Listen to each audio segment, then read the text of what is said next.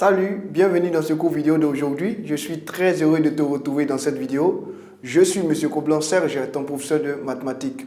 Aujourd'hui, toi et moi, nous voyons un cours assez important pour toi et ce cours s'intitule « Le conjugué d'un nombre complexe ». Ça va? Ce cours se situe dans le grand chapitre des nombres complexes et aujourd'hui, toi et moi, nous verrons ensemble le conjugué d'un nombre complexe.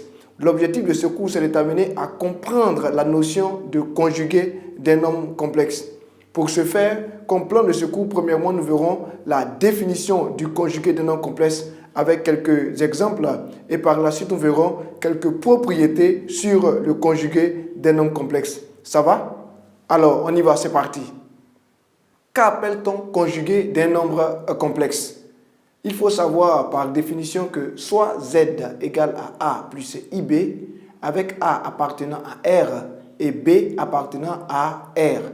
Le conjugué de Z est égal à A plus IB est le nombre complexe noté Z bar. Tu vois bien, il y a le Z et il y a un trait en haut. On note ça, Z bar. Et qui s'écrit Z bar égale à A moins IB. Ça va? Donc, tu vois qu'on est passé de Z qui est égal à A plus IB à Z bar qui est égal à A moins IB. Tu vois bien que le signe a changé à cause du fait que c'est devenu Z bar. C'est ce qu'on appelle le conjugué d'un nombre complexe. Ça va?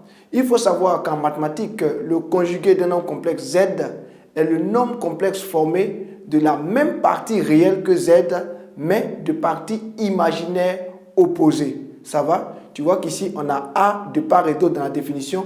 Et premièrement, on avait plus IB. Et ensuite, quand on écrit Z bar, on a moins IB. Ça va? J'espère que tu as bien compris la définition du conjugué d'un nombre complexe et que maintenant, tu sais ce qu'on appelle le conjugué d'un nombre complexe. Et je suis très heureux pour toi. On va y aller avec quelques exemples pour t'aider à mieux comprendre. Z égale à 2 moins 2i a pour conjugué Z bar qui est égal à 2 moins 2i bar qui est égal à 2 plus 2i. Ça va? Le conjugué change toujours le signe. Il est très important de savoir cela. Par la suite, on a Z égale à 4i et il a pour conjugué Z bar est égal à 4i bar qui est égal à moins 4i. Ça va? Par la suite, on a Z égale à 2 qui a pour conjugué Z bar égale à 2 bar égale à 2. Ça va? Donc, tu remarques avec moi dans ces quelques exemples que lorsque on a seulement la partie réelle, le conjugué reste réel. Ça va? Et lorsqu'on a la partie imaginaire seulement, le conjugué donne moins la partie imaginaire. Ça va?